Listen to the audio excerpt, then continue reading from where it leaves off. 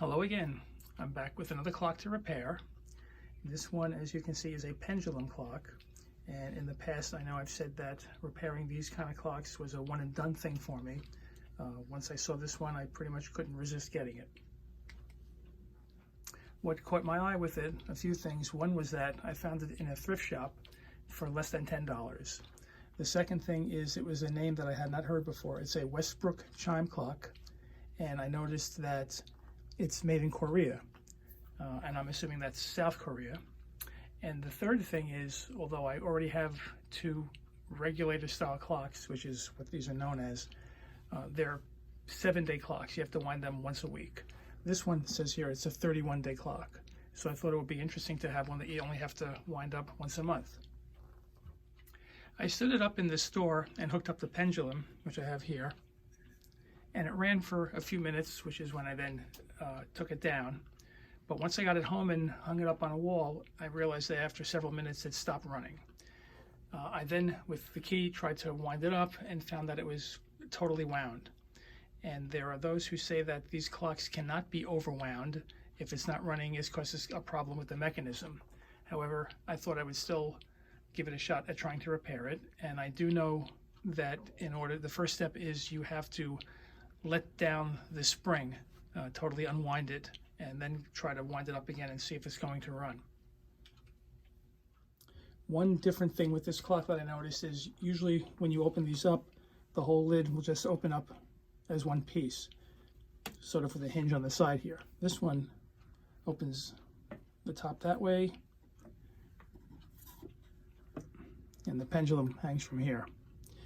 The other thing that I noticed is when you want to take these mechanisms out of here, it's always, at least the ones I've seen, you have to flip the clock over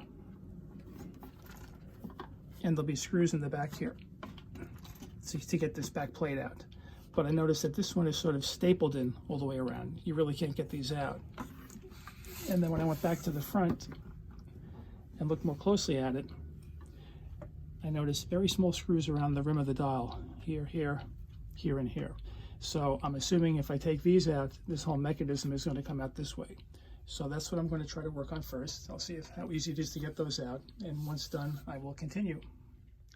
I do know that I have to remove the hands first, and I see there's a nut holding them on here. I don't know how tight that's going to be, so I'll work on that first before trying to take the whole thing out.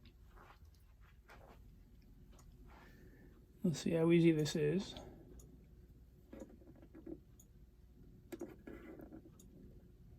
Wow, that's really tight. That's not budging at all. I'm going to put a bit of my WD-40 around there, give it a chance to soak in and loosen up, and then we'll try it again.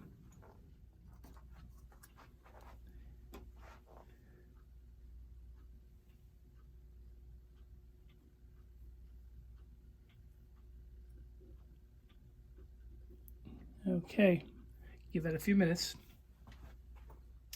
Okay, it's been a few minutes. Let's see if I get lucky with this.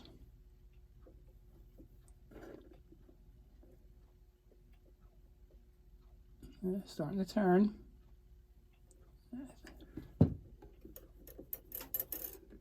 Very good.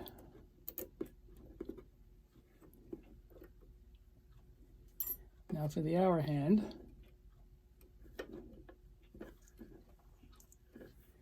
This seems to be attached to a sleeve that's going underneath the dial. I'm not quite sure how that's affixed here, so what I think I'm going to do is just go ahead and undo the screws here. Perhaps the whole thing will come out and I can figure out how to get that hand off from the other side. I've removed 3 of the 4. I'll get the last one out.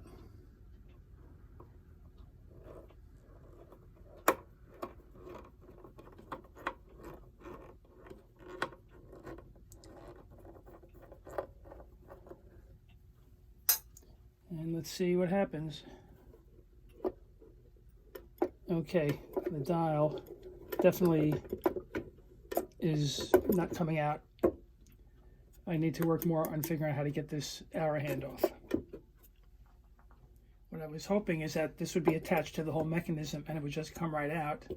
And even if I flip it over and pull out all the staples that are in the back, I still can't remove the mechanism because this dial will be in the way.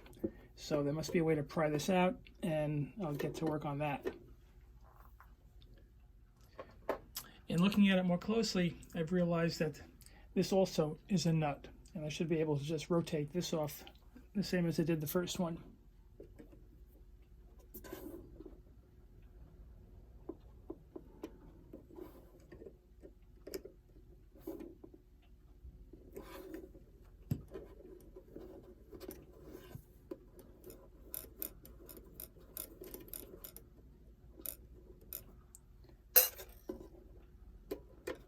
There we go. And there's our mechanism. And what I'm seeing, it appears to be screwed to the back of this clock here, here, here, and there. So I'll have to work on undoing it. But however, I'm realizing in order for me to unwind these springs out of here, I have a tool that I can use, and I'll show you how that works in a moment. It's called the letdown key. And this spring is totally unwound. That must be for the chime. This looks fully wound, and that's probably for the time. But let me see if I can undo this one. I'll get that set up, and then I'll continue. The letdown key that I spoke of looks like this, and I really can't use it from the front. This is strictly to wind the clock, and the spring here is almost fully turned. I can turn it a little bit, but this one I'm thinking it might have sprung, just the way it's sticking out that far. I don't know what's going on with it, but I can't budge it either direction. A little bit this way, but anyway, in order to totally unwind these, I really have to get behind the mechanism. So I will have to undo these screws and try to remove the whole thing. That'll take some time, so I will work on that, and once I'm ready to free it up out of the case here, I'll continue. I'm looking more closely at the whole system with the springs here, and with this one to be that out of whack, one thing I know is when these are wound up, they have a lot of tension, a lot of power in them, and if you mishandle it, it can spring out. You can get hurt with it. So what I've done is just trying to tighten them up again. I started with this one, and I find I can actually turn this a bit. And then I said, let me see what I can do with this, and started to wind it. And it's actually tightening up a bit. So let's see how far I can do with this.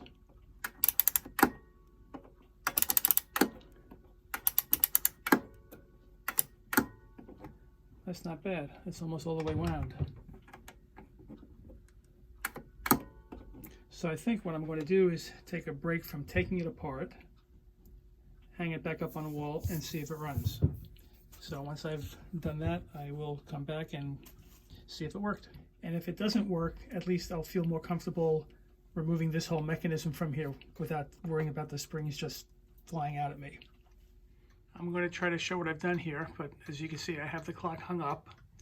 I originally set it up with the pendulum, and it would only go for maybe 2 or 3 minutes, and then the pendulum, it would just stop, it would freeze. And I would restart it. I did that 2 or 3 times, and each time just for a couple of minutes and then stop. So I removed the pendulum, which ends up making it go much more quickly. And since then, it's been going a good 10 or 15 minutes without stopping. So I'm thinking of just letting it go all night. And if it continues to run, I'll probably let it go for a day. And if it keeps running, I'll let it run until the springs totally wind down, and then try rewinding it and seeing if it works at that point. So till then, pretty much in a wait and see pattern.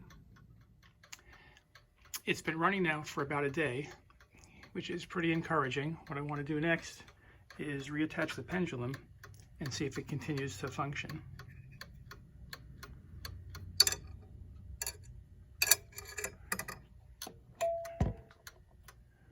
And that slows the period down.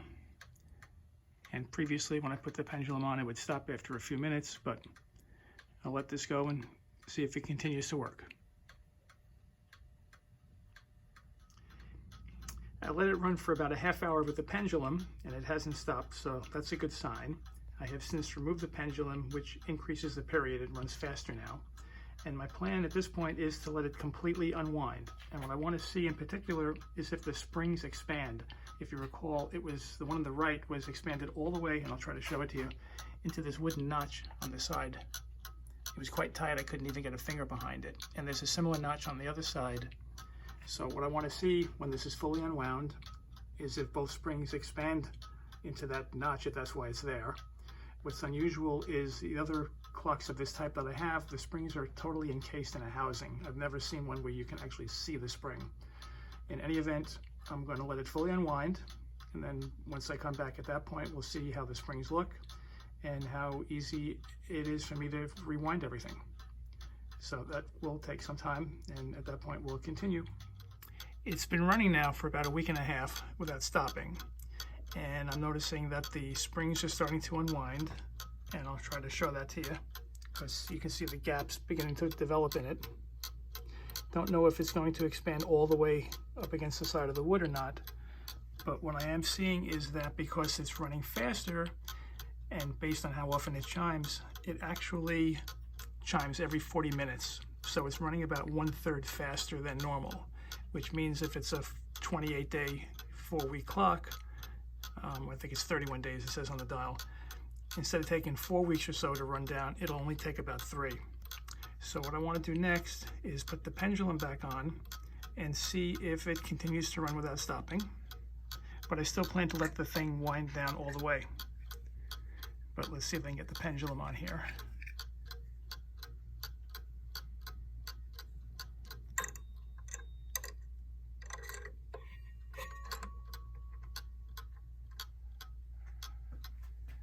Okay, I'm going to let that go like that for several days at least. But if it doesn't stop in the next few minutes, I feel pretty confident that it's going to be good to go. But I'll give it a few days, then remove it so that it starts to wind down more quickly. And next time you see it, it will have stopped. It's taken a little over 3 weeks, but the clock has stopped running. I took it off the wall. I have it on the table here so that it's easier to see the springs. Now, both springs appear to be pretty fully unwound. I think the Time spring is almost all the way into that notch again. The Chime one, I don't know if it's hard for you to see, but it's not quite as fully expanded. And the pattern of how it unwound is pretty uniform. If you recall at the beginning, there was large gaps between it, and I had a lot of difficulty turning it in either direction. But now I feel pretty confident that if I try to wind it up, it's going to easily wind back into its full wound position. So let me give that a try.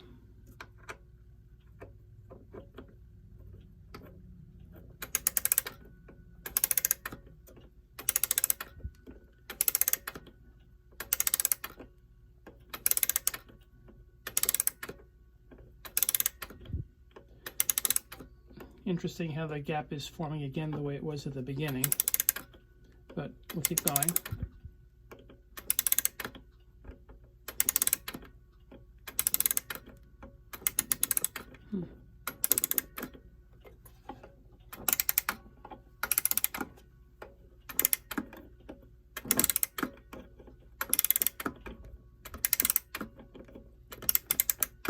Okay, it's pretty full.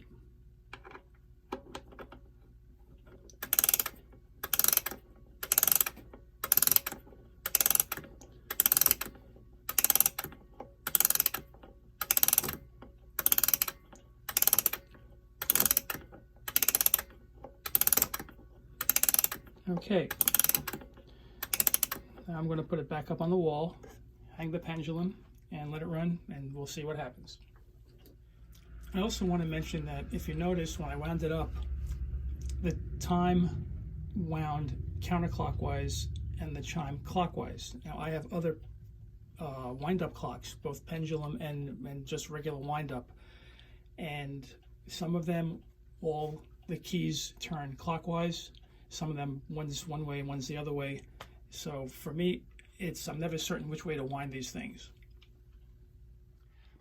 As you can see, it's back up on the wall, and it's been running now for well over 2 weeks, and I'm quite confident that it's going to work, and I could easily put the dial and the hands back on it and complete it. But what I want to do next is place it back on the workbench and take a closer look at the movement just to see if it needs any sort of cleaning.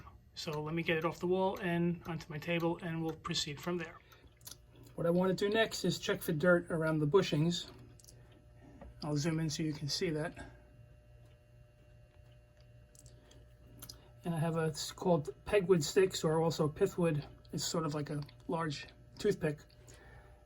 And I'm just going to go around the bushing with it, try to pick out any dirt that might be here.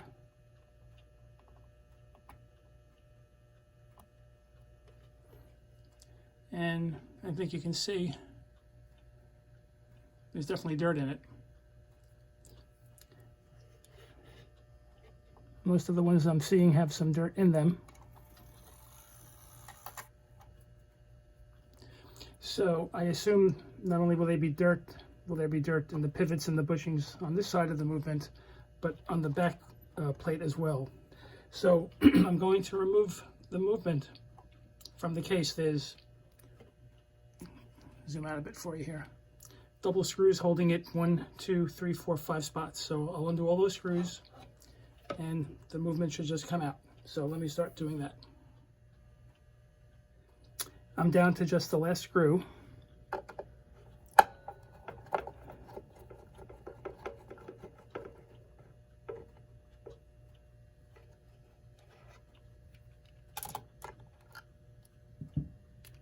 And let's see what happens when I try to remove this.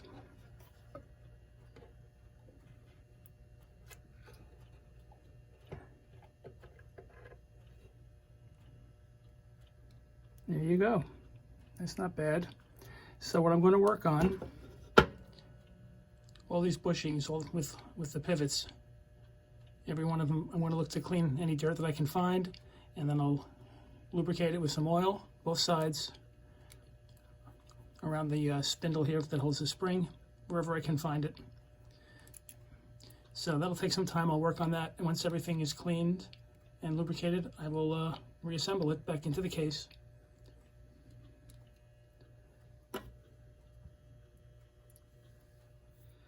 I've cleaned this side of the movement and I want to lubricate it before flipping it over. And the problem using these kind of bottles, which is what I've been using to lubricate my electric clocks, is that I really have very little control over how much oil comes out. One drop is a very large one, and these require very little oil to lubricate them. What I have found as an alternative, they're called oil pins.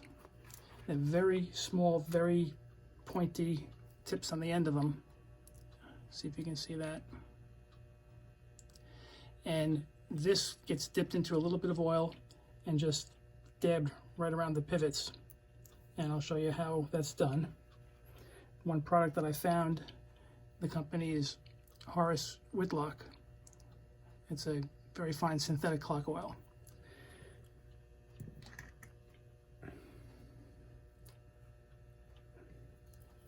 I just place a little bit of it in this little well that I have.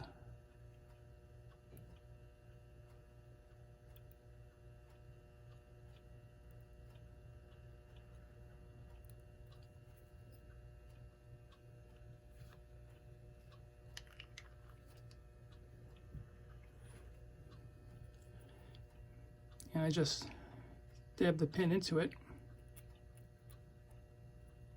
Just very little bit on there. Try to zoom in for you.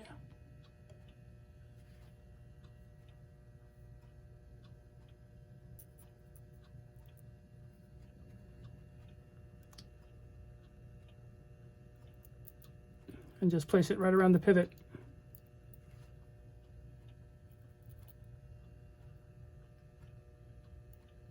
And I'm going to work my way around all of them in this manner. And it'll take a few minutes. Once I'm done, I'll flip it over, clean and lubricate the other side. And at that point, I'll be ready to place it back into the case.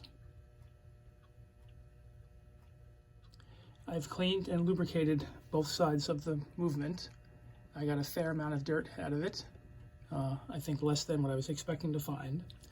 And what I'm going to do next is place it back into the case. One thing I forgot to mention is that there's a date stamped into the plate here. It says 1978 and then the number 6, which tells me this was made in June of 1978. So we now have a clock that's 44 years old. Anyway, back to getting it into the case.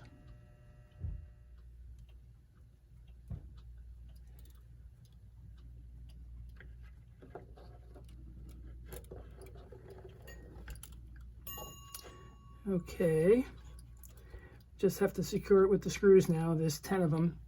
I don't think you need to be watching me do that, so I'll get them inserted and then we'll continue from there. The movement is secured. Next I have to reattach the dial. And there are just 4 small screws that hold it on. I'll start working on that and then we'll continue from there.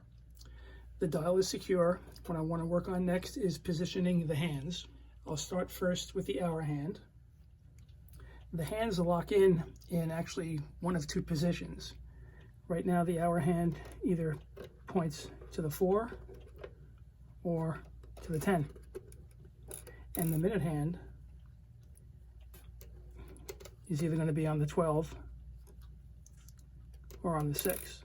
Seeing as how the hour is on the 10 or the 4, I'm pretty sure that the minute hand is going to be on the 12. The only question is it set now to chime for 10 or for 4? So I'll take a guess that it's 4 o'clock. Just have to secure that with the nut.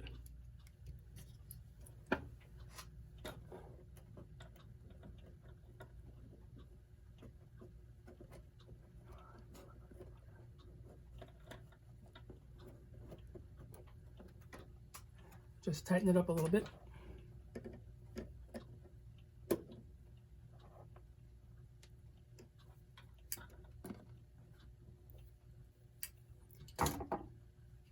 And next, the minute hand.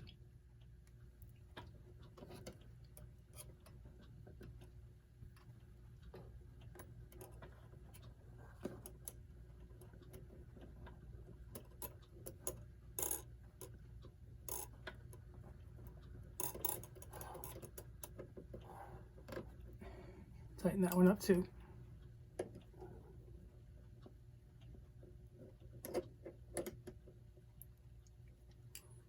Okay, now we're going to hang it on the wall, give the hands a spin, and see where it's chiming. It's up on the wall and it's running, and rather than have you wait a minute or 2 to hear a chime, let me just manually advance the hands and see if I pick the right number when I set the hour hand.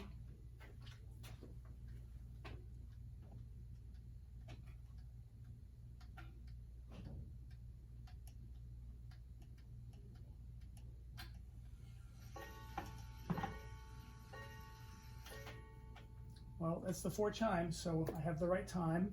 It did chime a couple of minutes late, however. Let me advance it to the half hour and see if that's also a couple of minutes late.